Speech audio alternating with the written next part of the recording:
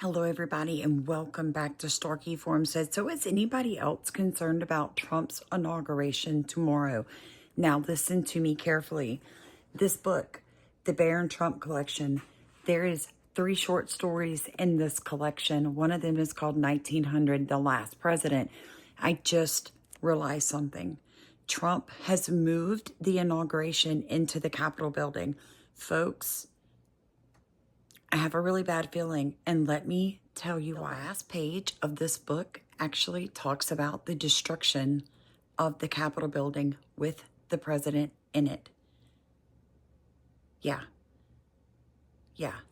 Barron Trump Collection, 1900, The Last President. This is what the last page reads. With a sudden blow that startled every living soul within its hearing, the speaker's gavel fell. The president, said he, with a superb dignity that called down from the galleries a burst of deafening applause, must not make reference to pending legislation. The Constitution guarantees him the right from time to time to give to the Congress information of the Union. He must keep himself strictly within the lines of the constitutional limit or withdraw from the bar of the House. A deadly pallor overspread the face of the chief magistrate till it seemed he must sink then and there into the sleep which knows no awakening. But he gasped. He leaned forward. He raised his hand again imploringly.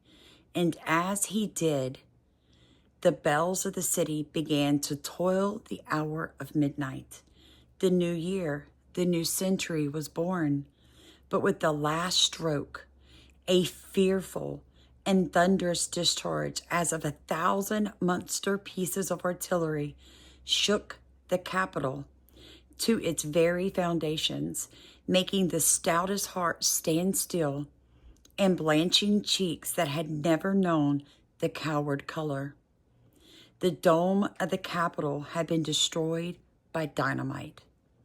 In a few moments, when it was seen that the chamber had suffered no harm, the leader of the House removed the final passage of the act. The president was led away, and the Republican senators and representatives passed slowly out of the disfigured Capitol, while the tellers prepared to take the vote of the House. The bells were ringing a glad welcome to the new century, but a solemn tolling would have been a better fit. For the Republic of Washington was no more. I don't know about you, but after hearing everything I've learned about people believing that the Trump family had some dealings with Tesla's time-traveling information, all the stuff that Trump has threatened to come out with, you guys, he's going to tell us, about the assassination of Kennedy and his brother. We're going to find out about what actually happened to Martin Luther King. We're going to learn about the drones. He's pushing back against the ban of TikTok. It would just make sense that there is a possibility this book is going to come true. Now, I'm fixing to link real quick for you a section of this book that I read to YouTube like 3-4 months ago. It's super interesting. You're not going to want to miss that. But I'm not the only person worried about Trump. Listen.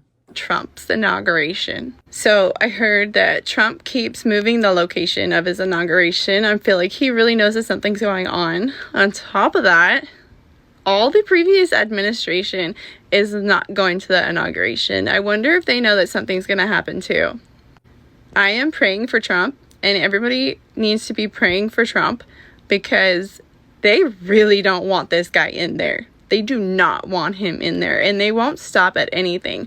So because of the fact that the previous administration is not going to the inauguration, it shows me that they know that something's going to happen. And also the fact that Trump keeps moving the location of the inauguration shows me that he also knows that something's going to happen. A lot of people praying against Trump across the world. I mean, witches are trying to do Etsy, witches against, like buy an Etsy curse for Elon Musk. I've done a video on that. And Donald Trump, you need to be in prayer all throughout tomorrow for his safety, because I do truly believe that he thinks something's going on. They have hidden where the inauguration is going to be. They have changed it numerous times. There is not going to be a parade. They can blame it on the weather, folks, but it's always cold in January in Washington, D.C. I mean, that is just a fact. It is always cold. The last couple of days, there have been people there picketing and rioting. Watch. Enjoy the rest of the video. I'm going to bed. I'm exhausted. I have to get up early. An Arctic freeze is on its way. But God bless America. God bless Trump. Just pray. I'm going to squarely put on my tinfoil hat for this video, which I try not to do too often because I do not operate my life as a conspiracy theorist. I'm also not going to make a grand statement about what I think will happen. But tell me if this makes sense to you. There's notice happening just now that today, the Jumbotrons on the National Mall have been taken down at the request of the Presidential Inaugural Committee, where people would have been able to watch a live stream of Donald Trump's inauguration tomorrow. The National Park Service is saying they were told to take them down. This after the parade was canceled. This after the inauguration was moved inside and out of the public view. Donald Trump was reelected, right? Donald Trump's being inaugurated, right? And he's not having it broadcast for everyone in the world to see. 1897 would never dawn upon the American people. There was something very curious and uncanny about the prediction. And what actually happened was not qualified to loosen the fearful tension of public anxiety. For the day literally and truly never dawned upon the city of Washington, and well deserves its historical name, the Dawnless Day. At 6 o'clock, the hour of daybreak, such an impenetrable pall of clouds overhung the city that there came no signs of day. The gathering crowds could plainly hear the plaintive cries and lamentations put up in the Negro quarters of the city, but not until nearly 9 o'clock did the light cease to shine in darkness and the darkness begin to comprehend it. Does that sound familiar? Yeah, it comes from the Bible. But although it was a cheerless gray day, even at high noon, its heaviness set no weight upon the spirits of the jubilant tens of thousands, which completely filled the city and its public parks and ran over into camps and hastily impoverished shelters outside the city limits. Not until the day previous had the president announced the names of those selected for his cabinet. The South and Far West were fairly beside themselves with joy, for there had been from their standpoint ugly rumors abroad for several days. Sound familiar?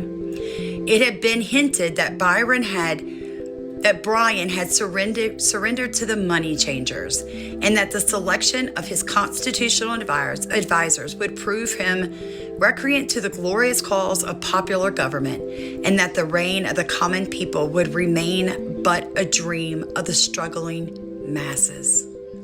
You guys, in this book, the person he chose for his Secretary of Agriculture, his name is Pence. Do you see that? Pence, right there. Okay? Remember, this was written 130 years ago. It is a fictional story.